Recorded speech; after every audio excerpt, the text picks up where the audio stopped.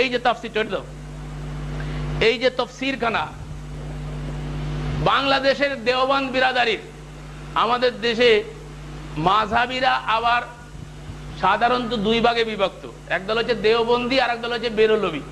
বেরলভীরা হচ্ছে বেদাতি, যারা আলে সুন্নাত সুন্নি বলে দাবি করে, আর দেওবন্দি হচ্ছে যারা দেওবন্দ মাদ্রাসা থেকে কওমি নিসাবের যারা আছে এদেশে, কওমি মাদ্রাসা, এই কি কওমি মাদ্রাসার যারা ধারক বাহক, এরা এদের মূল গোড়া হচ্ছে হাজী এমদাদুল্লাহ মহাদের মক্কি, তার খলিফা হচ্ছে আশরাফ আলী থানভী, হুসাইন আহমদ মাদানী, রশিদ আহমদ গঙ্গোহী। এই বড় বড় আলিমদের নাম শুনছেন না? এই বড় বড় আকাবের উলামায়ে দেওবন্দ, এই তাদের থেকে আমাদের দেশে একজন বড় আলিম আছে, যার নাম আপনারা জানেন, যারা একটা পত্রিকা খুব প্রসিদ্ধ বাংলাদেশে, মহিউদ্দিন খান সাহেব, জানেন না? মহিউদ্দিন খান সাহেবের পক্ষ থেকে যে পত্রিকাটা বের হয় সেটা হচ্ছে মাসিক মদিনা। বাংলাদেশের সব থেকে ধর্মীয় যত পত্রিকা আছে তার ভিতরে বহুল প্রচলিত ধর্মীয় পত্রিকা হচ্ছে মাসিক মদিনা। এই মাসিক মদিনার যিনি মালিক, এই মাসিক মদিনার মালিক, ইনি এই তাফসীরে মারিফুল কুরআন, এটা হচ্ছে মুফতি শফি সাহেব। মুফতি শফি সাহেব হচ্ছে দেওবন্দ বিরাদারির, তার মাদ্রাসায় আমি গেছি, তার মাদ্রাসায়ও পড়ার সুযোগ আল্লাহ আমাকে দিয়েছে। তিনি করাচিতে বিরাট দারুল উলুম মাদ্রাসা করেছেন। এই দারুল উলুম মাদ্রাসা, যে তাকে এক সময় বলা হতো মুফতি আজম পাকিস্তান, পাকিস্তানের সময় তাকে মুফতি আজম পাকিস্তান বলা হতো, মুফতি শফি। এই মুফতি শফি সাহেবের মারিফুল কুরআন 8 খণ্ড আমার কাছে আছে মূল। এই 8 খণ্ড থেকে বাংলায় ভাষান্তরিত 8 খণ্ডই মহিউদ্দিন সাহেব করেছেন। তার ভিতর থেকে সংক্ষিপ্ত আকারে সৌদি আরব থেকে এটা প্রিন্ট করা হয়েছিল। সৌদি আরবের আলেম ওলামারা যখন এর ভিতর থেকে ভুল পাইছে তখন এটা ব্যান্ড হয়ে গেছে। এখন আর সৌদি আরব আগে দিত, এখন দেয় না। এই কিতাবের ভিতরে আছে আল্লাহর রাসূল সাল্লাল্লাহু আলাইহি সাল্লাম মৃত্যুবরণ করেন নাই, আল্লাহর রাসূল এখনো জিন্দা আছে। এই কিতাবের পৃষ্ঠা নাম্বার আমি আপনাদেরকে বলে দিচ্ছি, যে এই কিতাবের সূরা আহজাবের তাফসীরের ভিতরে আছে। সূরা আহজাব বাইর করে দেখো, আমি ওখানে যা লেখা আছে তা আমি নোট করেছি, এখান থেকে শুনোই, তারপরে ওখান থেকে প্রয়োজনে আপনাদেরকে দেখাই দিয়ে হবে কি কথা, ঠিক কিনা। এখানে বলা হয়েছে যে আন-নাবিউল আউলা বিল মুমিনিন মিন আনফুসিহিম ওয়া আজওয়াজুহু উম্মাহাতুহুম, নবী মুমিনদের নিকট তাদের নিজেদের অপেক্ষা অধিক ঘনিষ্ঠ এবং তার স্ত্রীগণ তাদের মাতা। নবীর স্ত্রীগণ আমাদের কি? এটা কার কথা? কোরআনের কথা। 33 নম্বর সূরাতুল আহজাবের 6 নম্বর আয়াত আল্লাহ বলছেন নবীর স্ত্রীগণ কি আমাদের কি মা। মারে কি বিবাহ করা যায়? আল্লাহ যখন মা বলেছেন এরপরে তার প্রশ্নই আসে না। এখন দেখেন, এরপরেও আল্লাহ আর এক আয়াতে বলছেন, এই সূরা আহজাবের 33 নম্বর আয়াতের 54 নম্বর আয়াতে আল্লাহ রাব্বুল আলামিন আবার বলছেন, ওমা কানা লাকুম আন তুযু রাসূলুল্লাহি ওয়ালা আন তানকিহু আজওয়াজুম মিন বাদিহি আবাদা ইন্না যালিকুম কানা ইনদাল্লাহি আযীমা। আল্লাহর রাসূলের কষ্ট দেয় এবং তার ওয়াফাতের পর তার পত্নীগণকে বিবাহ করা তোমাদের জন্য বৈধ নয়, আল্লাহর কাছে এটা গুরুতর অপরাধ আল্লাহ বলছেন। তাহলে নবীর ইন্তেকালের পরে নবীর স্ত্রীদেরকে বিবাহ করা বৈধ নয়, আল্লাহ নিষেধ করেছেন, গুরুতর অপরাধ বলে ঘোষণা দিয়েছেন। আর নবীর স্ত্রীদেরকে আমাদের মা বলে আল্লাহ ঘোষণা দিয়েছেন। স্পষ্ট হয়ে গেল মাকে বিবাহ করা যায় না। দেখেন এখানে এই আয়াতের তাফসীরে মারিফুল কুরআনের ভিতরে কি লেখছে, তবে তাদের জননী হওয়ার প্রভাব তাদের আত্মিক সন্তানদের উপর এভাবে প্রতিফলিত হয় না যে তারা পরস্পর ভ্রাতা ভগ্নী হয়ে একে অপরকে বিবাহ করতে পারে না। দেখছেন, এরপরে বলছেন বরং বিবাহের অবৈধতা তাদের ব্যক্তিসত্তা পর্যন্ত সীমিত রাখা হয়েছে। এরপরে বলছে এই রূপ বলাও অবান্তর নয়। এই কথাটা শুনে, এটা শোনানোর জন্য আমি আপনাদেরকে চাচ্ছি।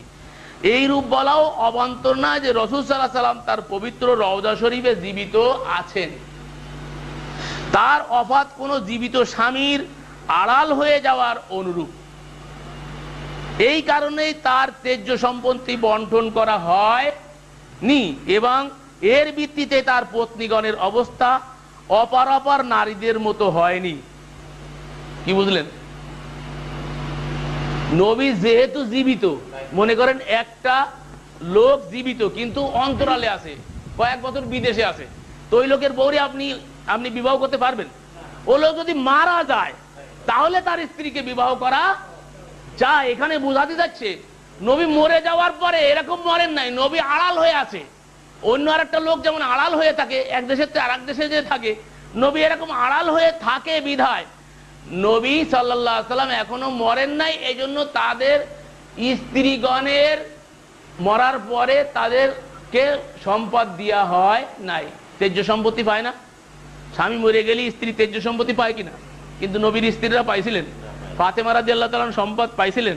কিছুই পায় নাই। এ নিয়ে গন্ডগোলও লাগছিল, শিয়ারা এ নিয়ে খুব মাতামাতি করে, শিয়ারা এটা নিয়ে খুব মাতামাতি করে, গন্ডগোলও হয়েছে।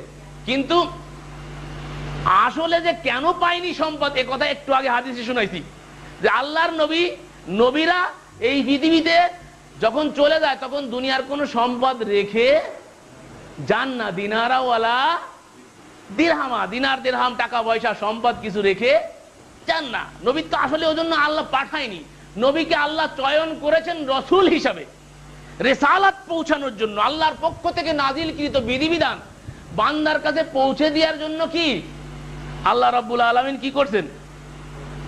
নবীদেরকে প্রেরণ করেছেন, নবীরা সেই কাজটা করে চলে গেছে। তো তাদের তো সম্পদ থাকার কথা না, তো সম্পদ নাই তার দেবে কি? এই জন্যই সাহাবা একরাম আবু বকর সিদ্দিক দিতে পারছিলেন না, যদি ফাতেমা রাদিয়াল্লাহু তাআলা যে দাবি করছিলেন। এইভাবে শিরিক লালন করা হয় বাংলার জমিনে। কেউ যদি আল্লাহর মতো করে নবী সাল্লাল্লাহু আলাইহি সাল্লাম সর্বত্রে আসতে পারেন, সর্বত্রে এসে সকলের আবেদন নিবেদন শুনতে পারেন, এই বিশ্বাস যদি কেউ পোষণ করে তাহলে সে কি হয়ে যাবে? স্পষ্ট মুশরিক হয়ে যাবে। যেই গুণ আল্লাহর ভিতরে থাকার কথা সেই গুণকে আল্লাহ থেকে বের করে নবীর ভিতরে ঢুকায় দিয়ে সে কি হলো? আল্লাহর সঙ্গে নবীকে সমকক্ষ দাঁড় করে দিয়ে কি হয়ে গেল? মুশরিক হয়ে গেল। এই ধরনের আকীদা লালন করনেওয়ালা লোক বাংলাদেশে আছে কিনা বলেন? আছে কিনা? আপনারা পিবার পত্রিকায় দেখেন, জেসন জুলুস যখন হয় ঢাকায় দেখবেন একখান খালি চেয়ার, একটা বিশাল ট্রাকের পরে একটা চেয়ার সাজায় জেসন জুলুসের মিছিল চলে। তার মানে রসুল নাকি ওই জিয়ারের পরে বসে থাকে, নাউযুবিল্লাহ। আর এটা আমদানি হয়েছে পাকিস্তান থেকে।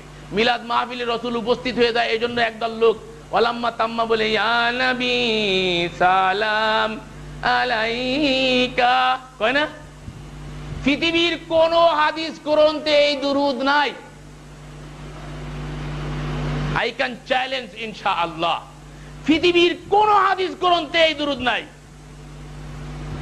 আল্লাহ রাসূল সাল্লাল্লাহু আলাইহি ওয়াসাল্লামের উপর আয়াত নাজিল হলো সূরা আহজাব, ইন্নাল্লাহা মালাইকাতাহু ইউসাল্লুনা আলান নবী ইয়া আইয়ুহাল্লাযীনা আমানু সাল্লু আলাইহি ওয়া সাল্লিমু তাসলিমা। আল্লাহ বলেন ইন্নাল্লাহ, নিশ্চয় আল্লাহ, মালাইকাতাহু তার ফেরেশতা সমূহ, ইউসাল্লুনা আলান নবী, নবীর পরে সালাত ও সালাম পড়ে।